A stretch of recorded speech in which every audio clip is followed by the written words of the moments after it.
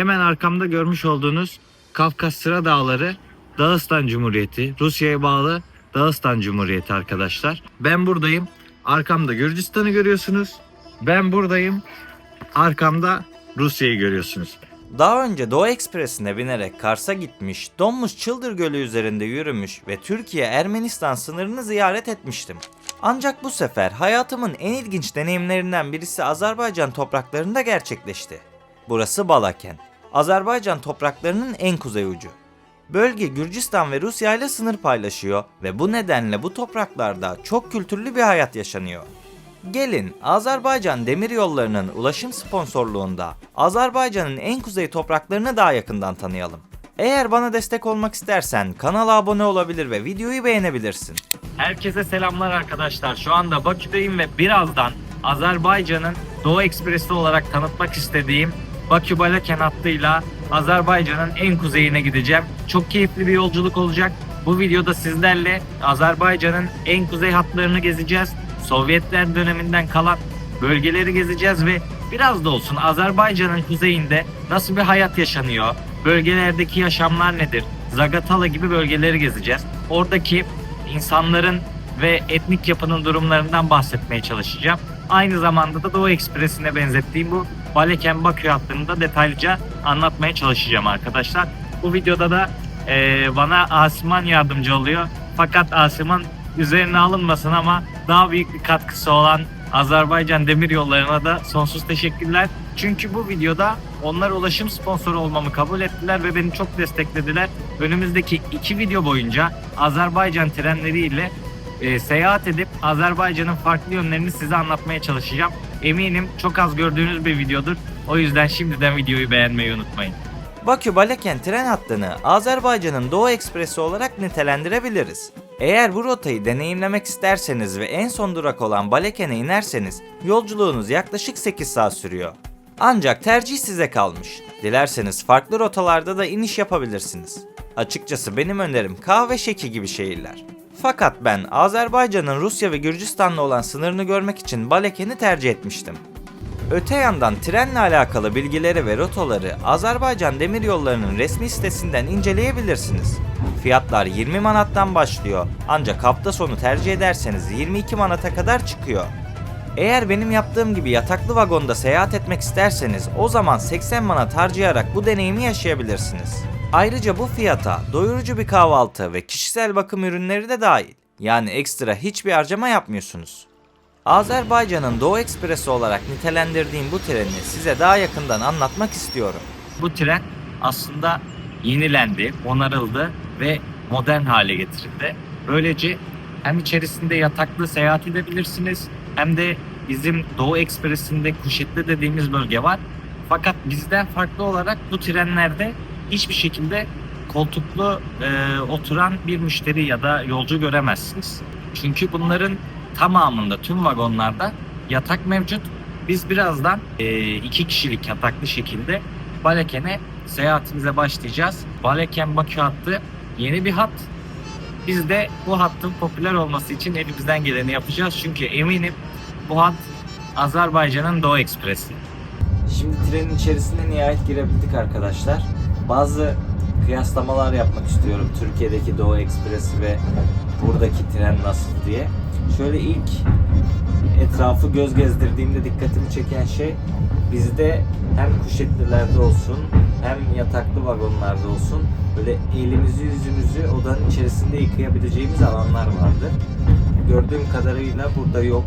Ekstra tuvalette tamamen ihtiyaçlarınızı görebiliyorsunuz. Fakat bunun dışında bu trende bizde olmayan bazı şeyler de var. Mesela hemen yukarıda televizyon yayını görebiliyorsunuz. Tabii ki bu canlı bağlantı şeklinde olmuyor ama burada isterseniz televizyon izleyebiliyorsunuz. Birkaç tane film kaydı var içerisinde. Dilediğinizi seçebiliyorsunuz. Ücretsiz Wi-Fi seçeneği var ki bence bu çok büyük hizmet. Onun dışında biraz daha burası küçük. Yani şu masa belki daha fazla yer kaplıyor bilmiyorum. O sizin deneyimlerinize göre değişecektir ama aradaki bu koridordaki boşluk biraz daha küçük. Odanın küçük olması dışında hizmet babında hiçbir sorun yok. Aynı eşdeğerde belki de bizimkine göre biraz daha ucuz. Azerbaycan'a geldiğinizde denemeniz gereken bir rota olduğunu düşünüyorum. Özellikle bu kuzey rotası. Geldiğinizde bunu muhakkak denemelisiniz.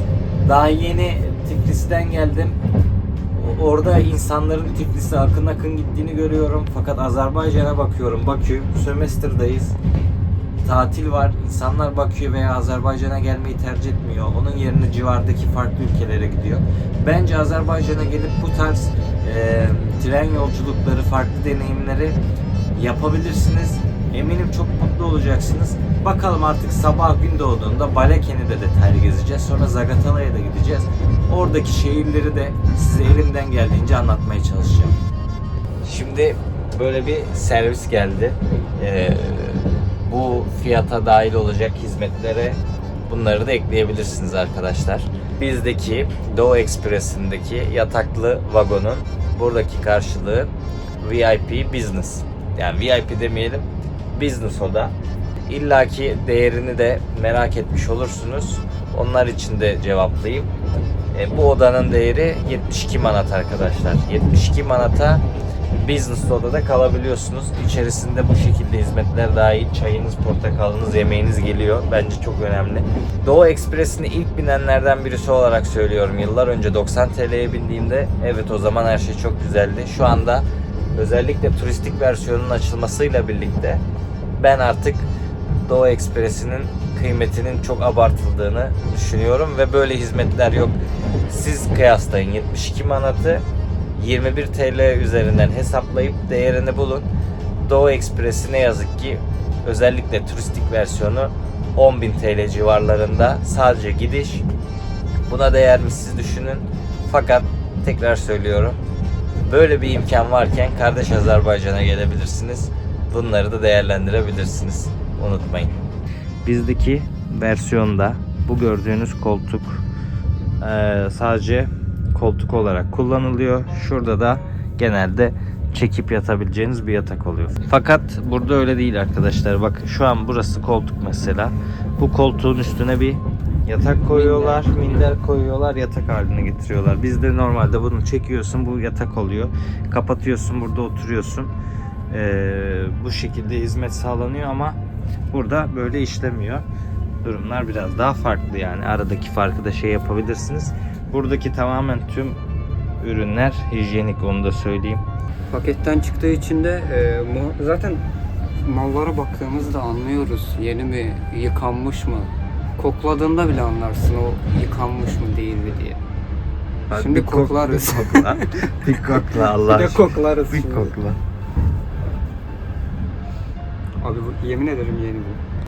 Balaken'den herkese günaydın arkadaşlar. Yaklaşık 8-9 saat süren bir yolculuktan sonra sabah 8.30 gibi 72 saatlik turumuzun ilk ayağı olan Balaken şehrine geldik. Balaken'deyiz. Vallahi tamamen spontane gezeceğiz. Neyi nasıl yapmamız gerekiyor bilmiyorum. Burası küçük bir yerleşim yeri. Söyleyebilirim ki burada yaklaşık 1 kilometrelik bir alanın içerisine sıkıştırılmış bir şehir gibi düşünebilirsiniz ama böyle küçük bir yer gibi düşünmeyin, köy gibi düşünmeyin. Biz ilk geldiğimizde böyle düşünüyorduk açıkçası. Fakat ilk intibam bu şekilde değil.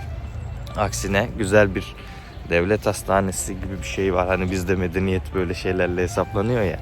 Güzel bir şehir gibi düşünün ki havalimanı bile var. Bu da önemli bir detay.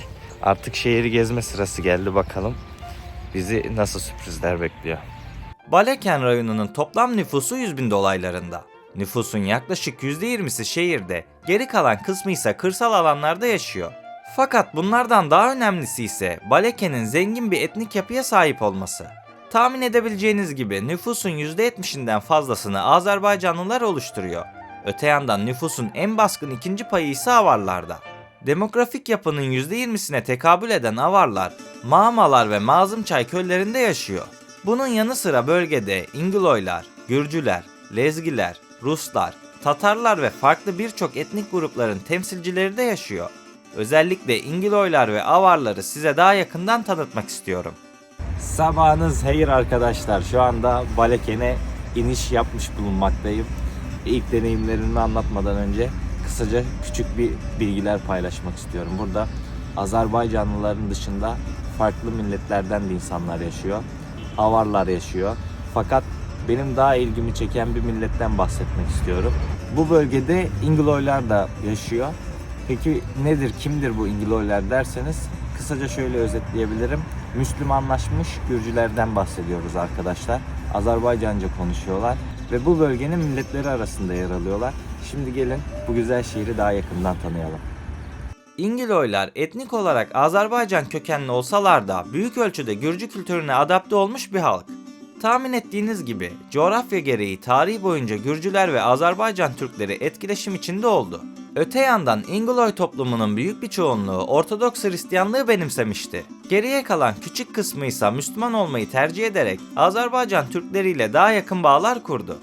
Fakat dini inançlarına bakmaksızın bu insanlar hem Gürcüce hem de Azerbaycancayı iyi şekilde konuşuyorlar. Özellikle Hristiyan İngoloylar daha çok Gürcüce konuşurken Müslüman İngoloylarsa Azerbaycanca konuşmayı tercih ediyor diyebiliriz. Kafkasya'nın en eski yerli halklarından birisi olarak kabul edilen Lezgilerse esasen Dağıstan ve Azerbaycan'ın kuzey bölgelerinde yaşıyor. Balaken nüfusunun en büyük ikinci topluluğu olan Avarlar da tıpkı Lezgiler gibi Kafkasya'nın en eski halklarından birisi. Tam da bu noktada bir şeyi ayırmamız gerekiyor. Öncelikle şunu söylemem gerekiyor ki 6 ila 9. yüzyıllar arasında Avrupa'da yaşayan Avarlarla Kafkasya'da hayatına devam eden Avarlar farklı halklardır. Macaristan ovalarında yaşayan ve kağanlık kuran Avarlar Türktür. Avrupa'daki Avar kağanlığı Göktürklerle ve diğer Orta Asya Türk halklarıyla bağlantılıydı. Ancak bu toplumun Kafkas Avarlarıyla genetik veya dilsel bir bağı yok. Azerbaycan ve Dağıstan'daki Avarlar, Osmanlılar, Safeviler ve diğer Türk devletleriyle tarih boyunca temas halindeydi. Özellikle Azerbaycan'da yaşayan Avarlar her ne kadar kendi diline sahip olsa da Azerbaycan Türkçesiyle de iletişim kurabiliyor. Bu nedenle Avar toplulukları kültürel olarak Türk etkisi altında kalmış demek mümkün sayılabilir. Öte yandan Avarlar 9 ila 12. yüzyıllar arasında İslamiyet'i benimsemişlerdi. Günümüzde ise Azerbaycan'ın kuzeyinde yaşamlarını sürdürüyorlar. Pekala, öyleyse Baleken'de gündelik hayat nasıl? Dildə, Gürcü dilində yaşayır. Bax, mən sizi Avar kəndinə də apara bilərəm, Gürcü kəndinə də apara bilərəm. Müslüman da olar, Gürcüdən dönmə. Bu bizim mərkəzimiz var, bayraq. Bayraq. Bu bizim parkımız.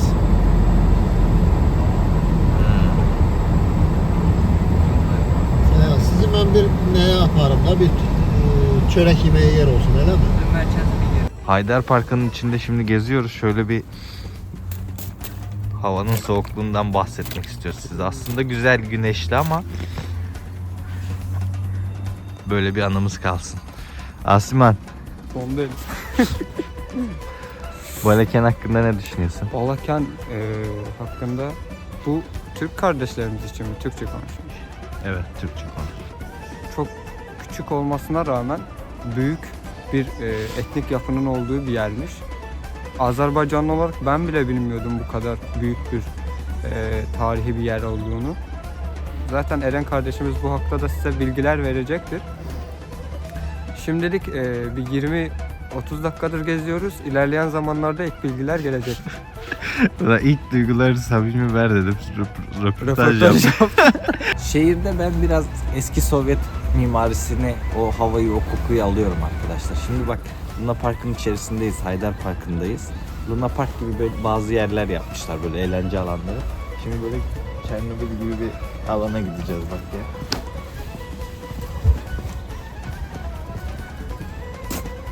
Bir adım atsak sanki radyasyona yakalanacağız gibi bir ortam var ama biz tabii buna şaka olsun diye söylüyoruz. Böyle alanları kullanmışlar şimdi kış ve bugün belediye seçimleri var tüm Azerbaycan'da. Belki aktiftir burası. Ona net bir şey söyleyemiyorum. Hafta sonları kalabalık olacağını düşündüğüm yerler. Çünkü nüfus olarak da az bir nüfus yaşamıyor burada. 100.000 dolaylarında bir nüfus var. Dolayısıyla buranın işlek olduğu dönemlerde daha renkli görüntüler alabiliriz diye düşünüyoruz. Özellikle yazın daha heyecanlı olur. Biz sabah çok erken indik trenden. Şu an saat 9 gibi ve insanlar zaten rey kullanma derdinde. Rey sizde rey mi? O yüzden söyledim sizde de reydir diye. Ben aslında biz oy diyoruz. Oy.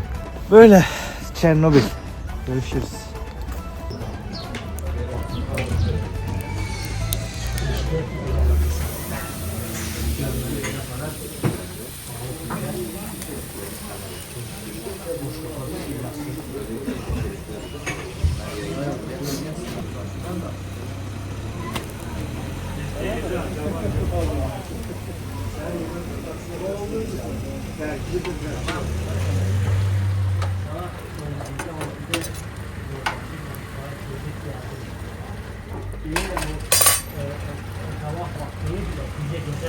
Şimdi buranın yöresel kahvaltısını yaptık. Nasıl söyleyebilirim? Yöresel pazarı var. Oraya doğru gideceğiz. Kuru eti göstereceğim size. Buradaki sucuğun farkını göstereceğim. Bakalım buradaki yöresel lezzetleri nasıl bulacaksınız? Necəsən? Sağ ol, yaxşı ol. Quru ət olan yer yoxmu? Quru ət, baxma. Buna bizdə quru ət deyilir, quru ət. Bu duzlanılır, çiğ ət, qurudulur. Bundan da sürfülü bişirilir. Buna da bizdə dolma deyilir. Bunun da içində ət var. Başqa ədviyyatlar var bunun içində. Qurudulur, bu da sürfülüyə qatılır. Bizdeki sucuk da dışı böyle sizde beyaz ya. Ha. Bizde kırmızı olur. Ha, bak. Yine o şeyle doldurulur aynı bunun gibi. Şu renkte olur bizimkiler. Böyle mi? Böyle evet. Ha. Bu renkte sucuk gibi olur. Ve bu bağırsağa doldurulmuş. Bizimki de bağırsağa Bu da doldurulur. bağırsaktır. O da bağırsak. Bu da bağırsaq. Bu da bizdə qurudulur, qəşəng. İçi dadı tamı çox gözəl. İşte sizdeki fark herhalde kurutulmadan kaynaklanıyor. Bizde kurutulmuyor şeyler. Yox, qurudulmadan da. Bu da nane mi? Ihlamur mu bu yanındaki? Bu nədir? Defne yaprağı. Dəfnə yəni.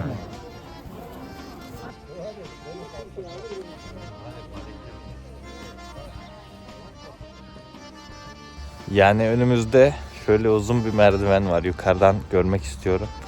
Fakat zorlu bir süreç.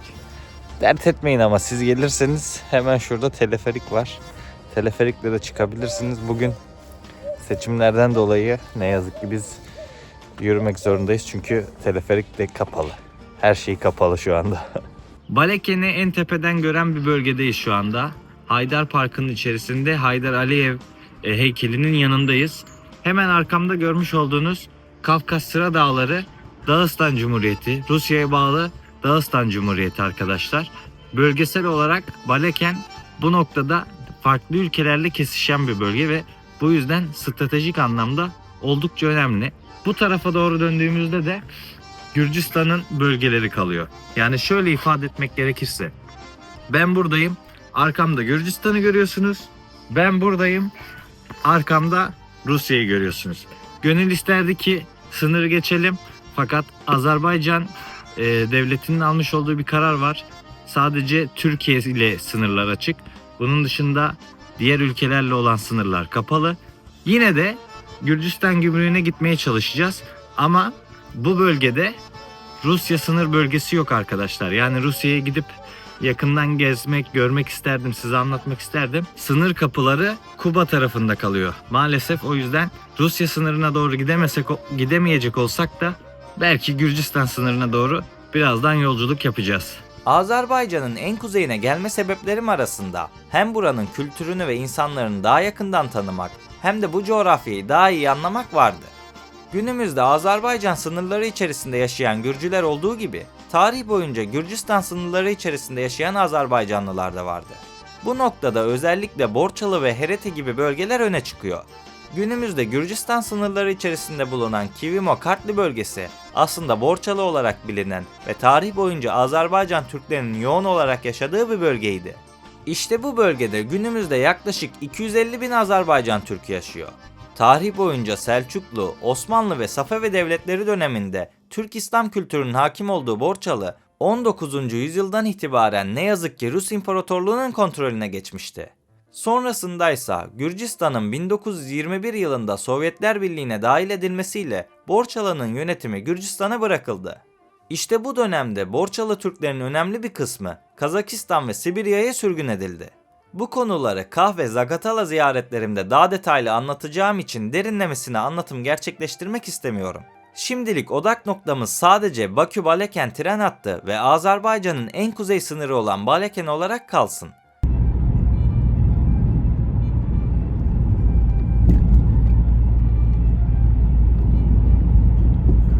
Öncelikle şunu belirtmek istiyorum. Gürcistan sınırına doğru yola koyulduk fakat sınır kapalı olduğu için orada çekim yapamadık. Bunun yerine Avarların yaşadığı bölge olan köylerden biri olan Kate'ye geldik. Burada Avarlar yaşıyor. Ayrıca arkamda görmüş olduğunuz bu kalede bu bölgede görülmesi gereken tarihi eserlerden birisi olarak dikkatleri üzerine çekiyor. Bilginiz olsun, buraları gezer misiniz gezmezsiniz bilmiyorum fakat benim ilgimi çekmesinin sebebi buradaki farklı etnik toplumların bir arada barış içerisinde yaşaması. Dolayısıyla da bu yerleri sizlere detaylı olarak göstermek istedim. Şimdi Balekent turumuz artık bitti. 24 saat içerisinde belki bitmiş olmadı ama daha kısa bir sürede bitti. Balekent'i elimden geldiğince detaylıca anlatmaya çalıştım size. Şimdi Kah tarafına gideceğiz. Orada da kiliseleri vesaire göstereceğim. Ardından da nasipse Zagatala'ya gideceğiz ve gece tekrar trene binip Bakü'ye geri döneceğiz. Gezmeye devam edelim bakalım. Bir sonraki videoda Zagatala ile Kah'ı gezdiğim ve o bölgelerin kültürlerini anlattığım, bölge insanlarıyla sohbet ettiğim videoyu yayınlayacağım. Abone olur ve bildirimleri açarsan video yayınlandığında bildirim alabilirsin. Bu yolculuğumda bana sponsor olan Azerbaycan Demiryolları'na ve Günel Hanım'a tekrardan teşekkür ederim. Yaptığım işe saygı duydukları ve bana değer verdikleri için çok mutlu oldum. Ayrıca beni buraya kadar dinlediğiniz ve desteklediğiniz için siz takipçilerime de teşekkür ederim. Doğruyu söylemek gerekirse tüm bunlar sizlerin destekleriyle oluyor. Bu nedenle sizden bir ricam var. Son zamanlarda YouTube etkileşim ve erişimlerim düştü. Daha önce bunu defalarca yaşadık ve her birinin üstesinden gelmeyi başardık. Bu nedenle beni desteklemek için videoyu beğenmeyi ve yorum yapmayı unutmayın. 1 milyon yolunda bu yardımlarınıza ihtiyacım var. Bir sonraki videoda görüşmek üzere. Kendinize iyi bakın, sağlıkla ve barışla kalın.